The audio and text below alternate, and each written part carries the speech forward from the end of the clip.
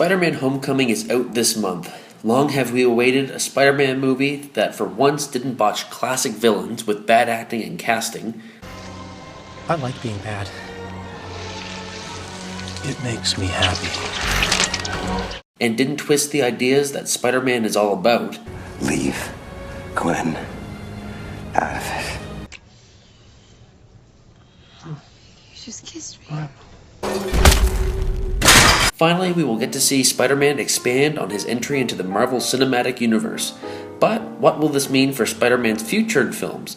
In the recent months, we have come to understand better the whole deal between Sony and Marvel. Sony, who has owned the rights to Spider-Man since Tobey Maguire days, has leased out the rights to Marvel so they can include him in their cinematic universe. Spider-Man is set to be in both Part 1 and 2 of Infinity War and will have at least 2 solo films, the first of which to come out, well, in a couple days. Now, at first, I speculated that after these films are released, the lease between Sony and Marvel will relinquish their hold on to Spider-Man and he will return to Sony. But the lease's ending doesn't necessarily mean that Marvel couldn't renew the terms of the lease, or even buy back the character if they really wanted to. I mean, Disney, buying everyone up, that's kind of what they've been doing lately. Sony has recently announced the solo Spider-Man spin-off movies like a Venom movie and a Sinister Six movie, and a few others, I think. The first thing that popped into my mind was what this meant for Marvel.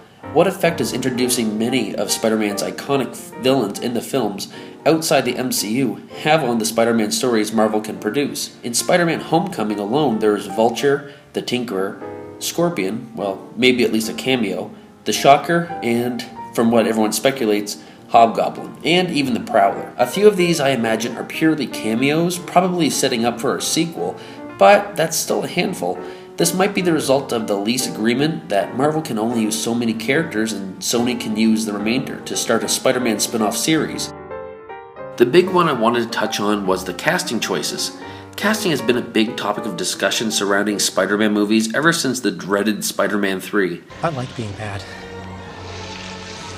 It makes me happy. I remember at the time there was a lot of rumors and speculation about Donald Glover playing Peter Parker in The Amazing Spider-Man, and it turned into internet uproar about race, and eventually the truth about it came out from Donald Glover's own mouth.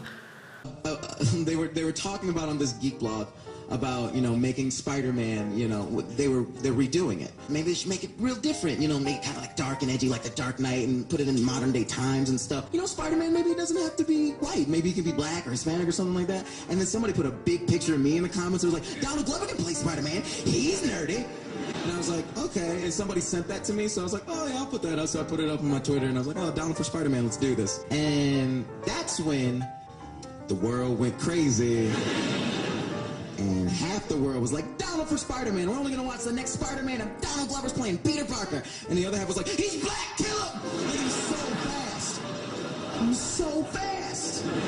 But Donald Glover is appearing as the Prowler in this film, so that's a plus.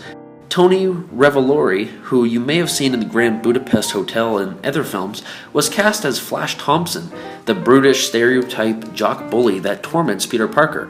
Now, I know there has been a lot of talk over the years about race and body type and who should play who in films and who should be able to play who in films. For me, I really couldn't care less what race someone is. If you're a good actor, let that speak for itself. None of the rest should really come into it.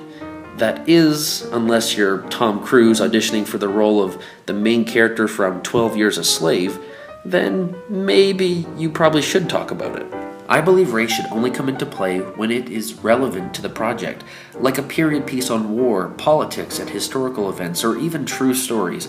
That's when you should talk about accuracy to the story, because it would be unrealistic if they portrayed it in any other way than the way it happened. Flash Thompson was kind of a stereotype of the times. Flash was, the king of high school. He was a bully to most, probably adored by the rest of his high school populace.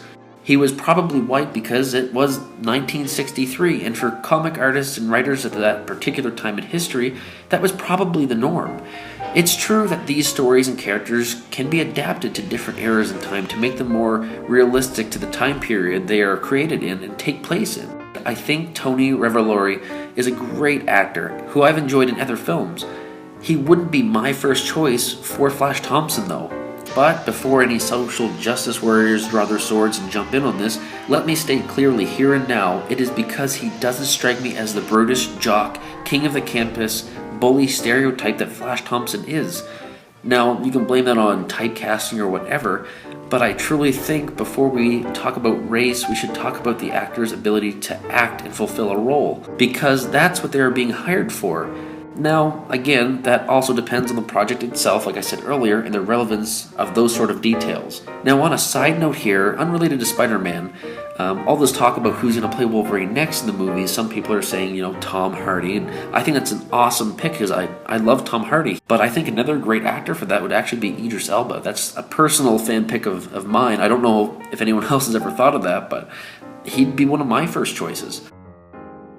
There have been plenty of comic book movies where African American actors have played characters that are white in the original material. Michael B. Jordan as Human Torch, Michael Clark Duncan as Kingpin, Billy D. Williams as Harvey Dent, Idris Elba as Heimdall, the list goes on. Actors of different races play roles of characters of another race all the time, and the actors themselves typically stand out from the project itself for their great acting.